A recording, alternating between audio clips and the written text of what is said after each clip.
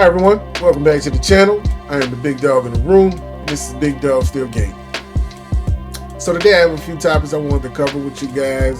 Small topics before we get into the main story. You guys perhaps some news you can use per se. So let's get into it. So first off, Ubisoft just announced that work has begun on Division 3. You guys are familiar with the popular open world looter shooter, I'm sure. I myself enjoy all the creative gadgets and weaponry that come with the game.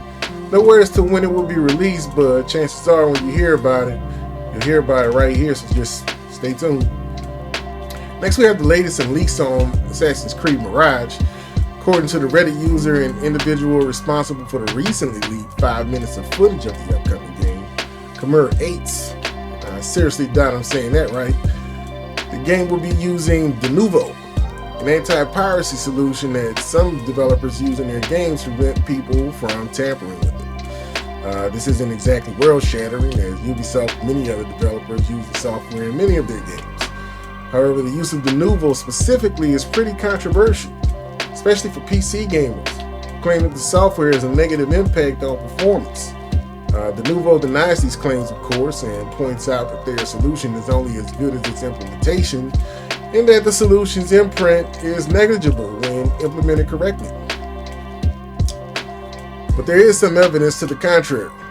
Back in 2018, Tekken 7 director Katsuhiro Harada revealed via Twitter that the Nouveau DRM was responsible for frame rate drops in the PC version of the game. He went on to note frame rate drops during hits such as Akuma's Shakunitsu Hadouken.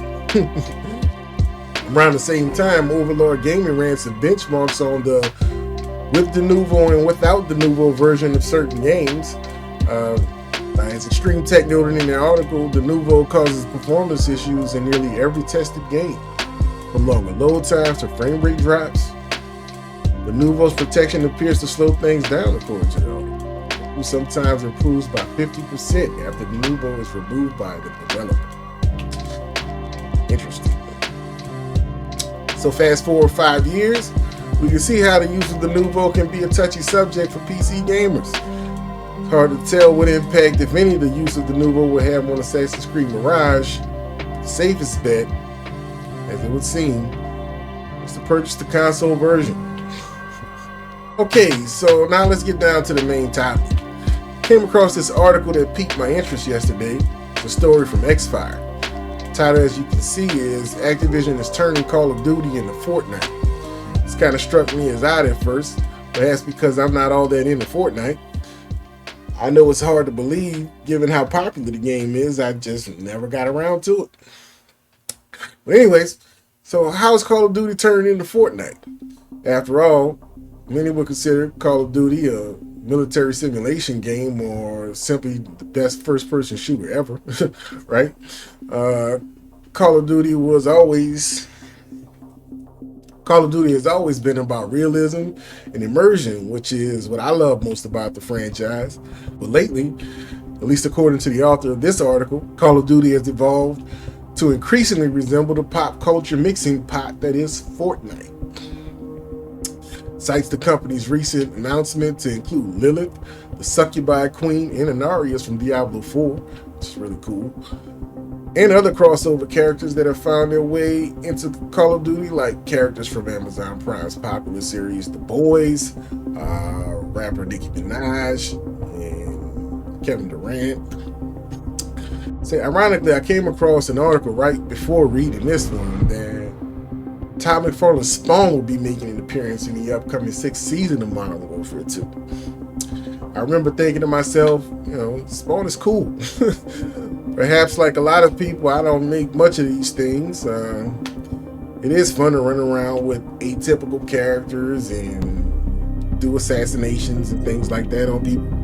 But in no way do I consider these characters to be a part of the Call of Duty universe or its legacy.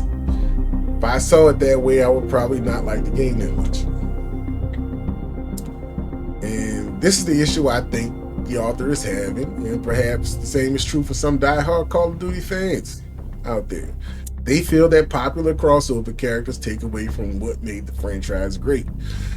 I have to admit, these thoughts have crossed my mind as well. Only difference is, if I had to guess, is that I can kind of compartmentalize these things a bit and separate how I feel about the franchise from how I may feel about, crossover characters. But I can still see how some folks might feel that way, especially in the context of all the pay-to-play accusations and extremely controversial upcoming release of Modern Warfare 3, which was announced not even a year after Modern Warfare 2 was released. Clearly, the gameplay demo for Modern Warfare 3 that was released last month was, at least in my mind, the potential of what DMZ could be. DMZ, of course, is still in beta as far as I can tell in Modern Warfare 2. And I can see how this might have concerned some folks. Some might even call, in fact, I think some people have even called Modern Warfare 3 Modern Warfare 2 2.0. And perhaps rightly so, a lot of people are upset. I mean, the idea that we're going to be charged the full premium price for what essentially amounts to a DLC and a patch release, maybe. Some may disagree, but what all this boils down to is money. At the end of the day, everything, the crossover characters, the in-game purchase packs, and especially new video games bring in money. And Activision is no different from any other business. But aside from the greed factor, Activision does have incentive to make as much money as it can as fast as possible. A lot of focus has been placed on the ongoing acquisition of Activision Blizzard by Microsoft for a record $68.7 billion. You better believe that Microsoft wants and needs to believe it can recoup every bit of that money. As to how this impacts the decisions of current Activision execs, it's hard to say. So what do you guys think about all this? The crossover celebrity cameos hurt or hinder the franchise or its legacy? How do you guys feel about Activision's actions with all these new packs that keep coming out? You get UAV at the beginning of the match in DMZ. You get to start out with the 3-plate vest and things like that if you purchase this pack for this character or what have you. I mean, how do you guys feel about these things? Modern Warfare 3 is coming out in a couple months. I mean, is it just one big money grab, or is this normal? I don't know. But anyway, that's it for me. Hope you guys enjoyed the video. Once again, I am the big dog in the room, and this is Big Dog Still Game. See you guys on the next one. Peace.